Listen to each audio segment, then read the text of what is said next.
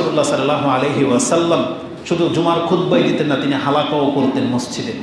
তার হালাকাতে বিশেষ বিশেষ যারা আসতো তারা সব বিশেষ, কারণ হালাকার গুরুত্ব যারা দেয় তারা ধর্ম আবেগী হয় বা তারা ধর্মকে জানতে চায়, শিখতে চায়। রাসূলুল্লাহ সাল্লাল্লাহু আলাইহি ওয়াসাল্লামের হালাকাতে এরকম সাহাবীরা বসতেন। একজন সাহাবী যে তার বাচ্চাটাকে কাঁধে করে নিয়ে মসজিদে আসতেন এবং বসতেন, দার্সে বসতেন। এ বাচ্চাকে কোলে রাখতেন না কাঁধে রাখতেন, রেখে দার্স শুনতেন। হঠাৎ করে দেখে রাসূল সাল্লাল্লাহু আলাইহি ওয়াসাল্লাম ওই লোকটা মিসিং, তার দার্সে এখন আর দেখা যায় না।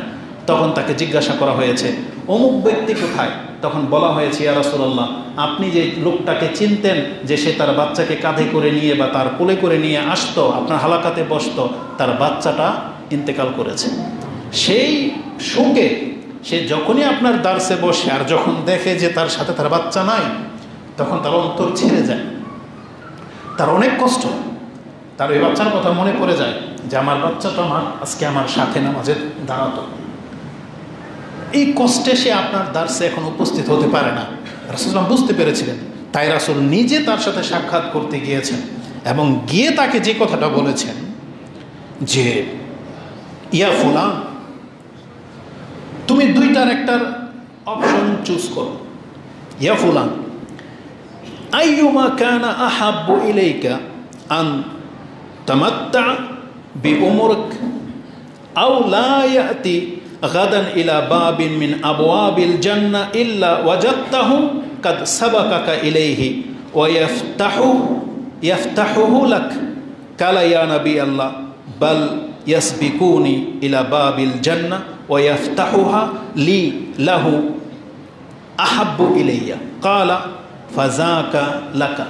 রাসূল সাল্লাল্লাহু আলাইহি ওয়াসাল্লাম তাকে দুইটা অপশন দিয়েছেন। যে পিতা তার বাচ্চা হারিয়েছে, তার এতটা কষ্ট হচ্ছে, বলতেছেন তুমি দুইটার একটা অপশন গ্রহণ করো। হয় সেই ছেলেটা তোমার সাথে পৃথিবীতে বড় হতো, তোমার সাথেই থাকতো, বড় পর্যন্ত, তোমার মৃত্যু পর্যন্ত তুমি চোখের সামনে দেখতে পেতে, এখন মরে গেছে। এই জন্য যে আল্লাহ এমনও তো হতে পারে যে তাকে আল্লাহ আগেই জান্নাতে দিয়ে দিয়েছেন, বিচারের মাঠে যখন তুমি যাবে গিয়ে দেখতে পাবে যে তোমার আগে তোমার এই ছেলে জান্নাতের দরজায় দাঁড়িয়ে আছে, আর সেখানে তোমাকে ইস্তেকবাল করার জন্য ওই জান্নাতের দরজা ধরে আছে যে তুমি আসলে তোমার জন্য খুলে দেবে। এই জন্য আল্লাহ তাকে নিয়ে নিয়েছেন। এই দুইটা অপশনের কোনটা তোমার জন্য বেটার? সে তোমার সাথে বড় হতো, তোমার চক্ষু শীতলকারী হতো, এটা তোমার জন্য বেশি পছন্দনীয়, নাকি তুমি এখন এটা পছন্দ করো যে ও আগেই জান্নাতের দরজায় পৌঁছে যাবে আর গিয়ে অপেক্ষমান থাকবে, আমি গেলে আমার জন্য জান্নাতের দরজা খুলে দেবে? তখন এই কথা, এই অপশন শুনে সেই লোকটা বলতেছেন যে, বাল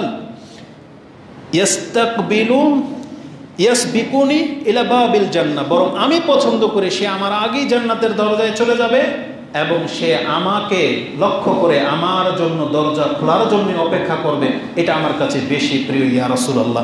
রাসূল সাল্লাল্লাহু আলাইহি ওয়াসাল্লাম জবাব শুনে বলতেছেন, ফাযাকা লাকা, তোমার মর্যাদা এটাই।